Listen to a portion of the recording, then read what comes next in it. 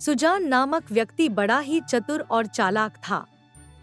उसे धुमक्कड़ का बहुत शौक था, इसी कारण उसने विवाह नहीं किया। वह देश भर में भ्रमण करते हुए दूसरे देश की राजधानी मायापुरी पहुंचा।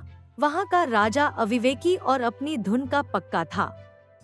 उसके मुंह से जो भी निकल जाता उसे बिना सोचे समझे ही करने का निर्णय ले लेता।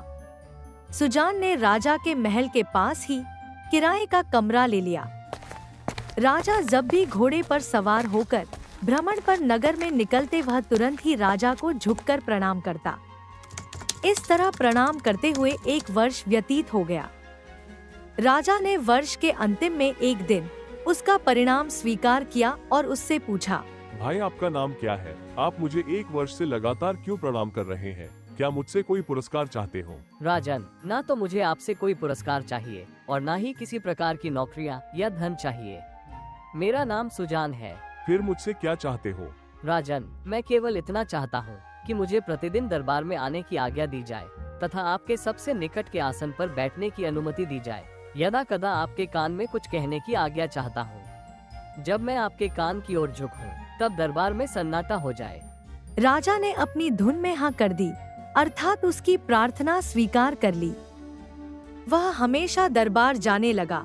उस देश के मंत्री और राज दरबारियों ने सोचा कि इस व्यक्ति को अवश्य ही किसी महत्वपूर्ण पद पर राजा ने तैनात किया है, इसलिए वह यदाकदा राजा की ओर झुककर कान में कुछ कहता है तथा राजा भी उसकी बात ध्यान से सुनकर अपना निर्णय देता है। संपूर्ण राज्य में इस बात की चर्चा होने लगी। अब तो राज्य के अधिकारी, सैनिक तथा अन्य व्यक्ति भी सुजान से संपर्क करते और पूजा पुष्प चढ़ाकर अपना आवश्यक कार्य कराने लगे। इस तरह सुजान धनधान्य से संपन्न हो गया।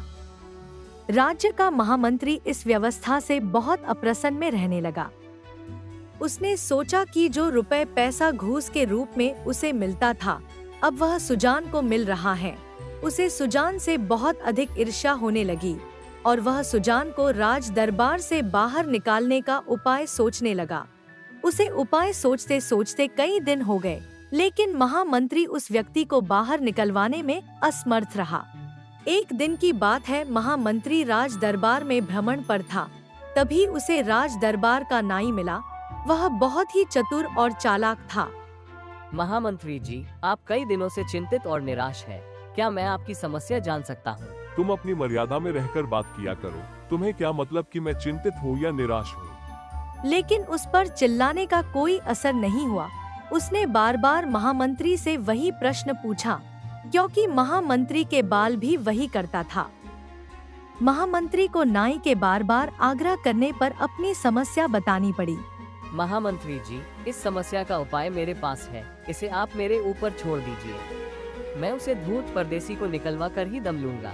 नाई का इस प्रकार उत्तर देने पर महामंत्री थोड़ा आश्वस्त हुआ। अगले दिन वह राजा की हजामत बनाने गया। तब उसने उत्सुकतावश कहा, महाराज, क्या यह विचित्र नहीं लगता कि एक अजनबी शहर का परदेसी आपके इतना निकट बैठकर कान में फुसफुसाता है? हाँ, ये ठीक है कि यह व्यक्ति मेरे पास प्रतिदिन राज दरबार में बैठता है तथा मैं उसे प्रतिदिन राजकोष से चांदी के 10 रुपए दिलवाता हूँ। महाराज, जो आप कह रहे हैं वह तो ठीक है, लेकिन वो व्यक्ति राज दरबार और प्रजा में तरह तरह की अफवाह फैलाता है। कहता है कि जब राजा के समीप बैठता है तब राजा अपने कान में कुछ कहने पास लाते हैं तो राजा के मुंह से तेज दुर्गंध आती है जो कि असहनीय होती है और तब उसे मजबूरन अपने मुंह और नाक को ढकना पड़ता है।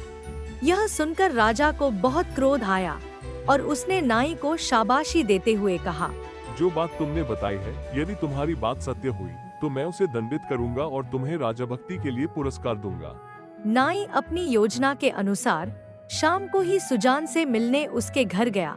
नाई उसकी संपन्नता देखकर अंदर ही अंदर ईर्ष्या करने लगा, लेकिन उस राजा से मुंह मांगा पुरस्कार जो लेना था, इसलिए चतुर नाई ने चतुर सुजान पर अपना तीर चलाते हुए कहा, श्रीमान, आज जब मैं राजा साहब की हजामत बना रहा था तभी राजा आपके बारे में मुझे कुछ बात कर रहे थे। सुजान ने उत्सुकता से पूछा, भाई क्या कह रहे थे? राजा साहब कह रहे थे कि सुजान कितना अशिष्ट और असभ्य है कि वो मेरे कान के पास कुछ कहता है तो वह मेरे कान में थूक आदि कान और गले पर लगा देता है। राजा साहब चाहते हैं जब भी राजा साहब से बात करे तब आप अपना मुंह ढक कर करें। भाई, आपको ये बात बताने के लिए धन्यवाद देता हूँ और कल से ही मैं इस बात का संपूर्ण पालन करूँगा। नाई खुशी खुशी अपने घर चल दिया। अगले दिन राजा का दरबार लगा तो पूर्व की तरह सुजान को निकट वाले आसन पर बैठाया। जैसे ही राजा ने अपना मुंह उसकी ओर किया वैसे ही सुजान ने अपने मुंह को ढक लिया। राजा को यह देखकर बहुत क्रोध आया और दरबार की समाप्ति के बाद सुजान से कहा, ये लो अपना राजकीय पत्र, जिसे लेकर तुम राजकीय कोष में अपना भत्ता प्राप्त कर सकते हो। सुजान ने सिर झुकाकर राजा को प्रणाम करते हुए राजकीय पत्र ले लिया, जिस पर लिखा हुआ था कि जो भी व्यक्ति इस पत्र को लेकर राज्य के कोष में आए तभी उस व्यक्ति की नाक काट ली जाए।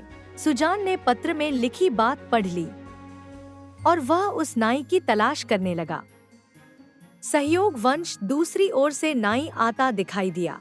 ये लो राजकीय पत्र जो मुझे प्रतिदिन मिलता है, तुम इसे लेकर राजकीय कोष में जाओ और चांदी के 10 रुपए प्राप्त कर लो।